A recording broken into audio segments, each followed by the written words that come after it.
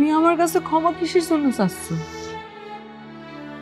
তোর বিয়েটা আরো খোঁজখবর নিয়ে দেওয়া দরকার ছিল।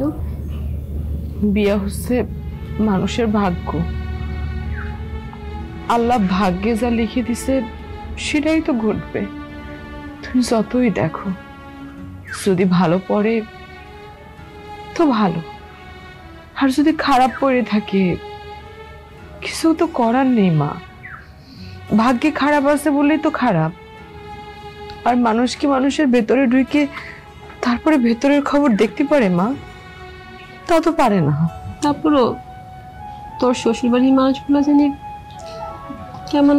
মা তুমি এত চিন্তা বাদ দাও মা, এত কিছু নিয়ে তুমি এত ভাইবো না। চিন্তা চিন্তা তুমি শেষ হয়ে গেলে আমি কি নিয়ে বাঁচবো মা? আমি তো তোমার সাথে বাঁচবো না। মায়া, তোর শাশুড়ি না এইমাত্র আসলো, আবার এখনই চলে গেল, কি কোনো সমস্যা? হরে ভাই, একটা সমস্যা হয়ে গেছে। আচ্ছা ভাই, তুই কি আমার একটা কাম করে দিতে পারবি? আরে পারবো না কিসের জন্য, আর কি কাজ করতে হবে তুই আমারে ক। ওই যে আমার শাশুড়ি আসছিল না, সে কোনো কিছু না খাইয়ে রাগ করে চলে গেছে। আচ্ছা আমরা যদি একটু খাবার টিফিন বাড়িতে দিয়ে পাঠাই, তাহলে পরে তুই একটু সে বাড়িতে গিয়ে পৌঁছে দিতে পারবি? আরে তুই এইভাবে বলতেছিস কেন? আমি তো তোর ভাই, এটা তো আমার দায়িত্ব। তুই তাড়াতাড়ি টিফিন কেটে রেডি কর, আমি এখনই নিয়ে যাইতেছি। তাহলে পরে আচ্ছা আমি রেডি করে দিচ্ছি, তুমি বসো। চল তুই আমার সঙ্গে চল।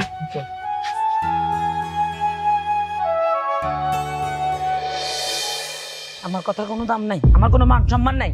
হ্যাঁ, আমার পোলা বিয়া করছে দেখে কি আমি পয়সা গেছি? তোর কত বড় সাহস, তুই আমার মুখে মুখে তর্ক করছিস? ওমা, তুমি কি বক বক শুরু করলা কত দেখি? ওদের অবস্থাটা একবার বুঝো।